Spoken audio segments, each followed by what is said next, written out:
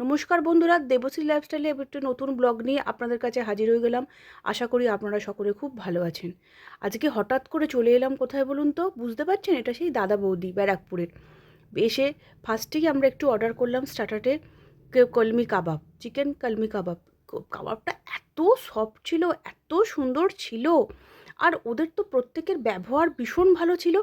আর এদের এদের যে সসটা দিয়েছে, মেয়োনিজ আর এই গ্রিন সসেতে চিকেনটা দিয়ে খেতে এত ভালো লাগছিল, দুর্দান্ত লাগছিল। আর এখানকার অ্যাম্বিয়েন্সটা এত ভালো ছিল, ওটাতে আরও যেন খাবার ইচ্ছাটা বেশি বেড়ে যাচ্ছিল। আর একটা বুঝতেই পেরেছেন, দাদা বৌদি মানে হচ্ছে যে দাদা বৌদির বিরিয়ানি। প্রথমে কলমি কাবাবটা খেয়ে নিলাম, তারপর বেশ ভালো লাগছিলো। এবার অর্ডার করলাম আমরা দাদা বৌদির বিরিয়ানি, হচ্ছে মাটন বিরিয়ানি। মাটন বিরিয়ানিটা আসার আগে ছেলের সাথে গল্প করতে করতে খেয়ে নিলাম কলমি কাবাবটা। আর মাটনটা এত বড় ছিল, দেখে যা ভীষণ ভালো লাগছিল না। বেশ অনেক দিন পরেই ব্যারাকপুরে যাওয়া হলো, যেতে এই বিরিয়ানিটা নিলাম। বেশ ভালো লাগছে খেতে।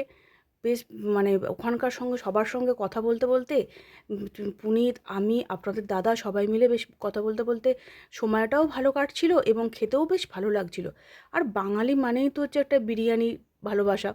আমার তো ভীষণ ভালো লাগে বিরিয়ানি। আর তার সাথে নিয়ে নিলাম ব্লু লেগন। ব্লু লেগনটা তো বেশ ভালো লাগছিল খেতে। আমার তো বিরিয়ানির সাথে এটা বেশ ভালো লাগছিল।